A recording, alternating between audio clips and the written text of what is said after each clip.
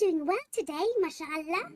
Today we will be talking about a surah from Juz Amma, Surat An-Naas.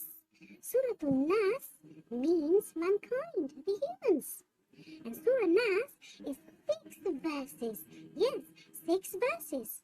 And this surah was revealed with another surah that I'll talk about another time. They were revealed together, and they were revealed because some black magic had been done to the Prophet Muhammad, and he became very, very sick. So what's the story? One day, the Prophet was very sick, and he wasn't sure how it happened, and he wasn't sure why he was sick.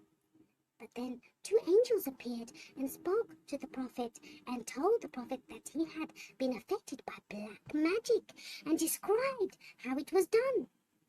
The Prophet told the companions, his companions, and they found his comb and hair that was used to do this bad magic. Then Angel Jibreel alayhi salam appeared to the Prophet and revealed Surah An-Nas and Surah Al-Falaq, 11 verses altogether.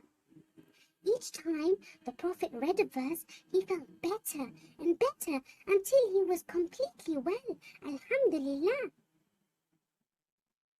Allah reveals Surah Nas because this is one of the most powerful protections we should read before we sleep every night. Because our Prophet advised us to. He said to read Surah Nas and Surah Falaq, which together were called the Muwaddatayn, the 2 surahs in which we seek protection with Allah. So when you say A'udhu, you are turning to Allah for protection against all evil. This means Allah will protect you from all types of evils from people who do bad things, and from shaitan, and from feelings of jealousy as well. Okay? All bad feelings.